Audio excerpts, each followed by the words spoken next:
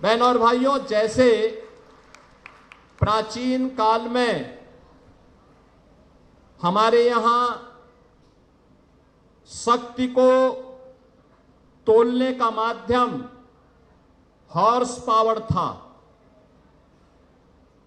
ऐसे ही आध्यात्मिक शक्ति को तोलने का, जानने का जो माध्यम है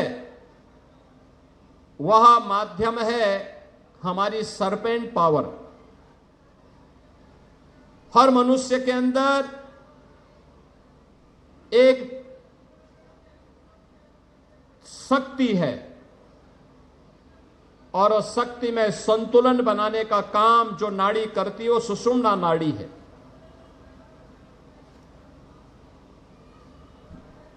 वह शक्ति की आधारशिला आध्यात्मिक जगत में हमारे ऋषि मुनियों ने जिस ताकत को देखा है, वह ताकत हमारे लौकिक जगत में नाग पंचमी के रूप में नाग देवता की उपासना के माध्यम से हम सब देखते हैं। और आज न केवल नाग पंचमी है, बल्कि अयोध्या धाम में सावन का झूला मेला है। पूर्वी उत्तर प्रदेश में कजड़ी मेला के आयोजन भी जगह जगह आज की तिथि पर होते हैं। और पुराने समय से हमारे पहलवान दंगल के आयोजन के साथ जुड़ते रहे हैं। आज से कुश्ती की प्रतियोगिताएं प्रारंभ हो जाती हैं। पूर्वी उत्तर प्रदेश के सभी पहलवान दशकों से यहां आकर के, मंदिर में आकर के दंगल प्रतियोगिता में भाग लेते रहे हैं। हर वर्ष ये कार्यक्रम होते रहे हैं। और अब यह मैं कल से देख रहा था, पहली बार 350 से अधिक पहलवानों ने इस पूरे कार्यक्रम में भाग लिया। और इस कुश्ती प्रतियोगिता में भाग लेकर के 3 वर्गों में वीर अभिमन्यु, यूपी कुमार और यूपी केसरी के इस दंगल प्रतियोगिता में प्रतिभाग करके इस पूरे आयोजन की शोभा को बढ़ाया है। मैं कल से ही देख रहा था, मौसम कितना विपरीत है, उसके बावजूद आपकी संख्या ये बताती है कि खेल के प्रति भी, चाहे वह बुजुर्ग हो, जवान हो, नौजवान हो, बच्चे हो, उन सबके मन में कितनी उत्सुकता और कितना उत्साह है कि मौसम की विपरीत परिस्थितियों की परवाह किए बगैर वे लोग यहां पर आकर के उन्होंने अभी 2 प्रतियोगिताओं को देखा है, वीर अभिमन्यु के फाइनल को और वीर कुमार के, यूपी कुमार के फाइनल मुकाबले को देखा। कितनी शानदार प्रतियोगिता यहां पर आयोजित हो रही है। आपने कल से सैकड़ों ऐसी कुश्ती के आयोजन को यहां पर प्रातः काल से ही, कल 11 बजे से लेकर के लगातार सायंकाल तक, और अब अंतिम मुकाबला उत्तर प्रदेश केसरी का कुछ ही देर में यहां पर होने जा रहा है।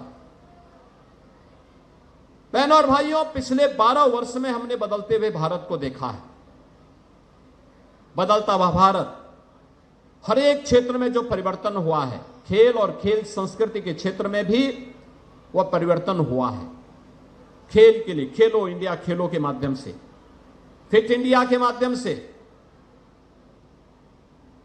आज हर एक स्तर पर, सांसद खेलकूद प्रतियोगिता के माध्यम से, विधायक खेलकूद प्रतियोगिता के माध्यम से, ग्रामीण लीग के माध्यम से नई नई प्रतियोगिताएं आगे बढ़ी, नए नए आयोजन आगे बढ़े हैं। अभी कॉमनवेल्थ में आपने देखा होगा, भारत के खिलाड़ियों का जोश हाई था। 4थे स्थान पर भारत के खिलाड़ी रहे, मेडल जीते। उत्तर प्रदेश के भी 9 खिलाड़ियों ने प्रतिभाग किया, उनमें से 3 खिलाड़ी मेडल प्राप्त किए हैं। एक गोल्ड मेडल, एक सिल्वर, एक ब्रॉन्ज मेडल यूपी से जुड़े हुए खिलाड़ियों ने देश के लिए प्राप्त किए हैं। उत्तर प्रदेश सरकार ने खेल की नीति ही ला करके खेल के लिए जो लड़का, जो भी युवा, जो छात्र खेल के लिए अपना समय देगा, देश के लिए मेडल जीतेगा, हम उसको सीधे नौकरी देंगे। आप सोचो, 500 से ज्यादा नौकरी दे चुके हैं। खेल विभाग में सहायक निदेशक से लेकर के और डिप्टी एसपी तक का पद हमने खेल के उन सभी नौजवानों को दिए हैं जिन्होंने देश के लिए मेडल जीते हैं। कई नौजवान, किसी ने हॉकी में, किसी ने कुश्ती में, किसी ने किसी अन्य खेल में, कबड्डी में जो मेडल जीते हैं, उसके लिए हम लोगों ने किया है। और अभी बहुत शीघ्र, यानी मान के चलिए कि अगले 1 महीने के अंदर फिर से 500 यूपी के नौजवानों को, खेल में मेडल प्राप्त करने वालों को हम फिर से यूपी पुलिस में और यूपी के अलग अलग विभागों में नौकरी देने जा रहे हैं। नौकरी देने जा रहे हैं। जो लोग ओलंपिक में मेडल जीतते हैं, गोल्ड मेडल पे उसको 6 करोड़ रुपए हम यूपी सरकार की तरफ से देते हैं। सिल्वर मेडल जीतने पर 4 करोड़ देते हैं। ब्रॉन्ज मेडल जीतने पर 2 करोड़ रुपए की राशि हम देते हैं अपनी ओर से, अलग से। प्रतिभाग करने पर ओलंपिक में 10 लाख रुपए देते हैं।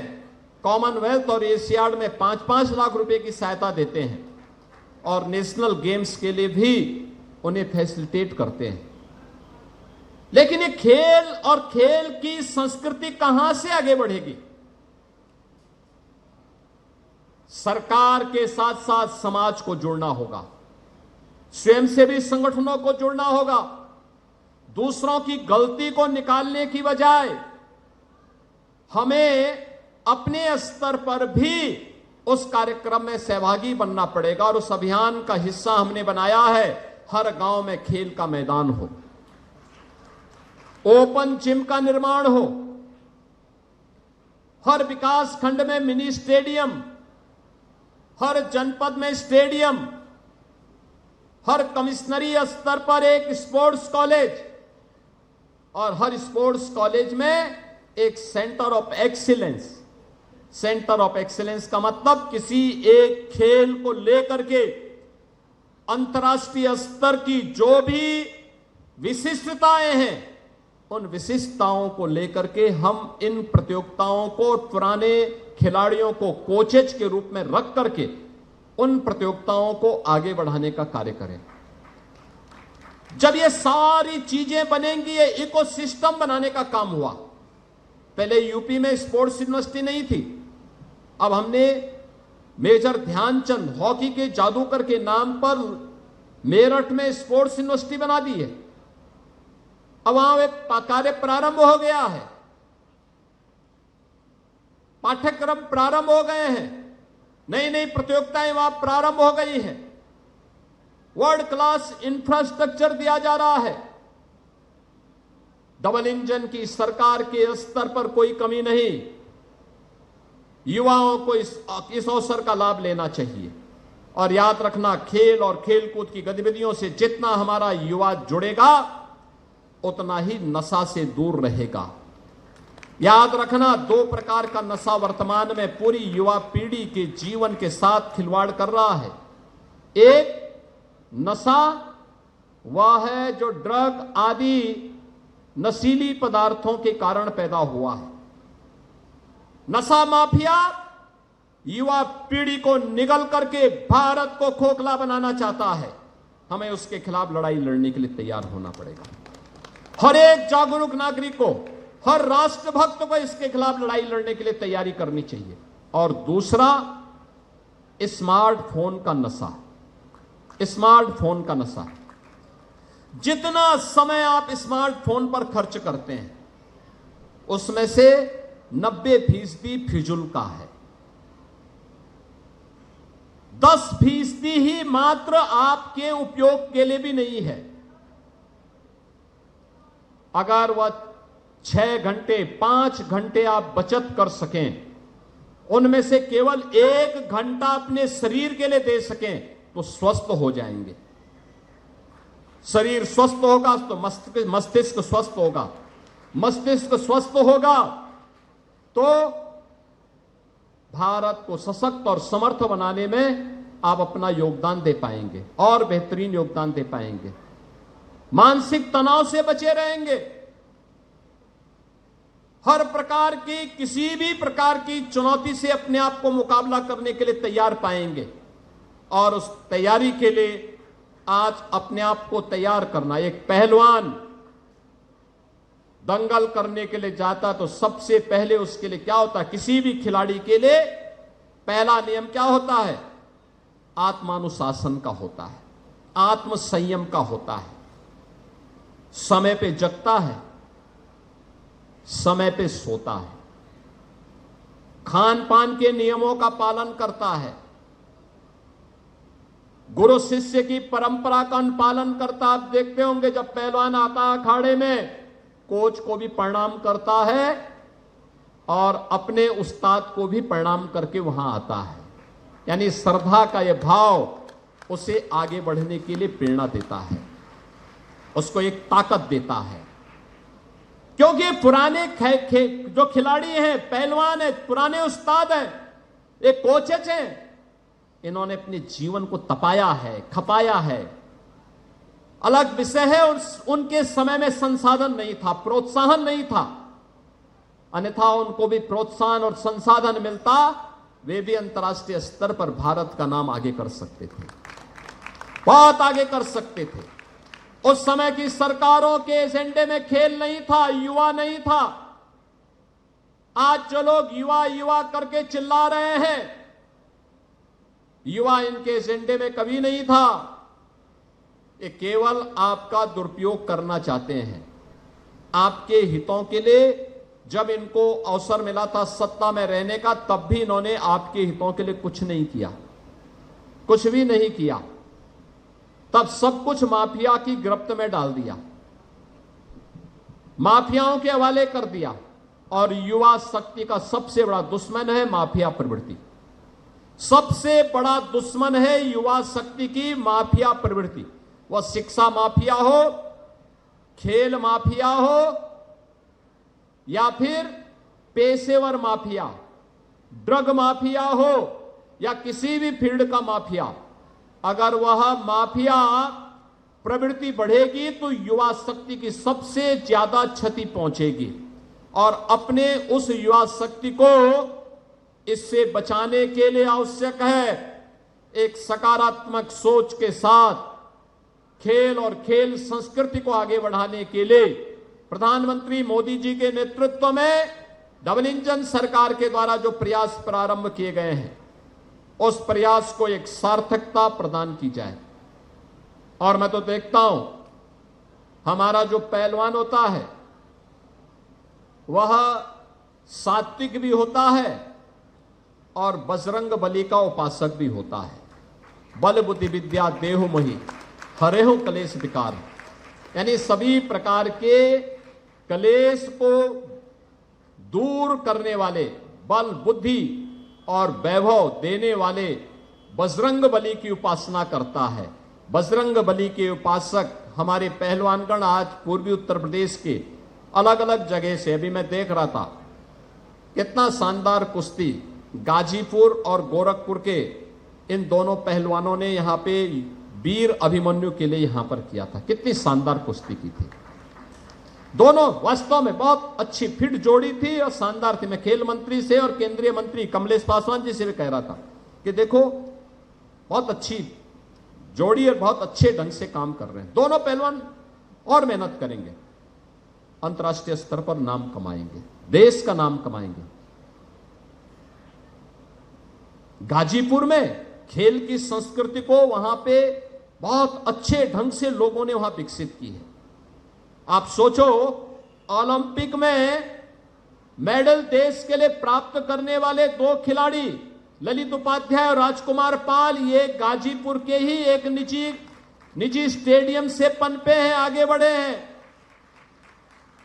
ये खेल इकोसिस्टम जब विकसित होगा, उसको विकसित करने के लिए सरकार ने ही उसको आज तय किया है, निजी एकेडमी कोई चलाएगा तो निजी एकेडमी के लिए हम सरकार से भी उसको सहायता प्रदान करेंगे, सरकार भी उसका सहयोग करेगी, क्योंकि वो युवाओं को तराशने का काम कर रहा है।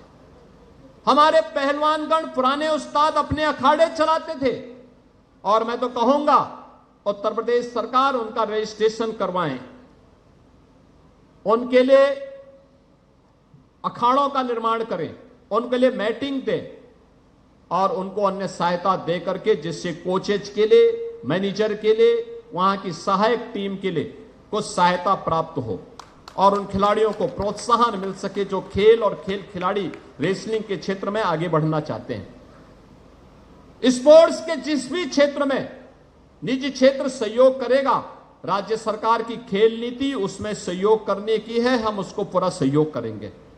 उत्तर प्रदेश सरकार बहुत शीघ्र अपनी नई युवा नीति लेकर के आ रही है। युवा नीति में हम युवाओं के लिए ढेर सारे आयोजन करने जा रहे हैं, ढेर सारे प्रोग्राम को आगे बढ़ाने जा रहे हैं। कोई प्रतियोगी परीक्षाओं की तैयारी करेगा तो अभ्युदय कोचिंग को हर कॉलेज और विश्वविद्यालय तक हम पहुंचाने जा रहे हैं, फिजिकली भी और वर्चुअल भी। हर युवा उसके साथ जुड़ेगा, उसको एक प्लेटफॉर्म मिलेगा। उत्तर प्रदेश सरकार ने यह सुनिश्चित किया है, हर जिले में एक एम्प्लॉयमेंट जोन हम बना रहे हैं। एम्प्लॉयमेंट जोन का मतलब स्किलिंग एंड एम्प्लॉयमेंट जोन। एक छत के नीचे नौजवान की स्किलिंग भी होगी, उसको एम्प्लॉयमेंट भी मिलेगा।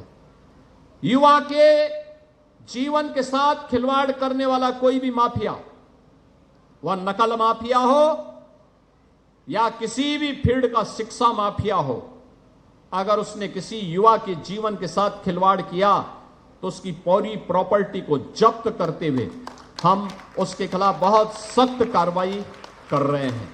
आज के इस अवसर पर मैं इन प्रतियोगिताओं में प्रतिभाग करने वाले जितने भी हमारे युवा खिलाड़ी आए थे, इन सब का मैं अभिनंदन करता हूं। यहां पे अभी वीर अभिमन्यु और वीर कुमार में हमारे दो प्रतियोगिताएं हुई हैं जिनके फाइनल हुए हैं। मेडल जीतने वाले दोनों प्रतियोगिताओं में उन दोनों प्रतिभाशाली खिलाड़ियों को मैं हृदय से बधाई देता हूं।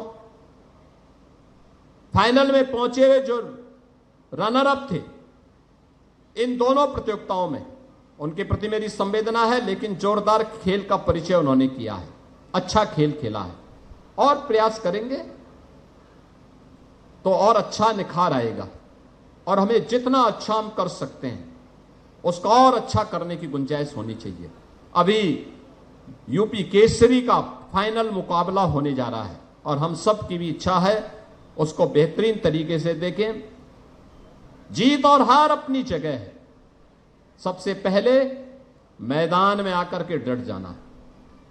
जैसे दुबे जी कह रहे थे कि मैं तो आ गया लेकिन और भाग गए,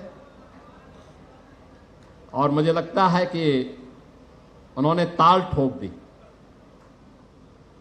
वो कह रहे थे कि हम भी आएंगे, भाई सांसद खेलकूद प्रतियोगिता तो सांसद स्वयं अजमाए पहले,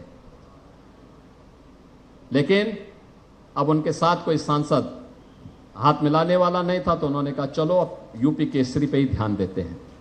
तो यूपी केसरी की ओर हम सबका ध्यान है। आप सबको मैं इस अवसर पर बधाई देता हूं और यूपी केसरी के अपने दोनों जो खिलाड़ी हैं जो इस फाइनल मुकाबले में यहां उतरने जा रहे हैं, कई प्रतियोगिताओं को जीतने के बाद ये लोग यहां फाइनल में पहुंचे हैं और फाइनल में पहुंचने के बाद अब इस रोमांचक मुकाबले को देखने के लिए हम सब यहां तैयार हैं।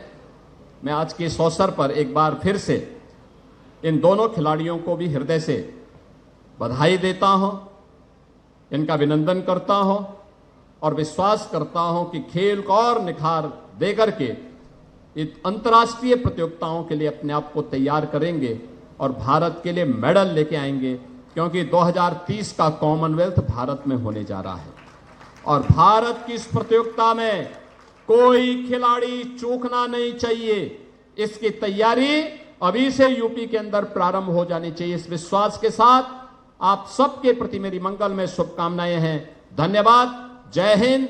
जय जय श्री राम। आपके राज्य की खबरें, आपके शहर की खबरें सबसे पहले जानने के लिए देखते रहें अमर उजाला। चैनल को सब्सक्राइब जरूर कर लें और पाएं हर अपडेट।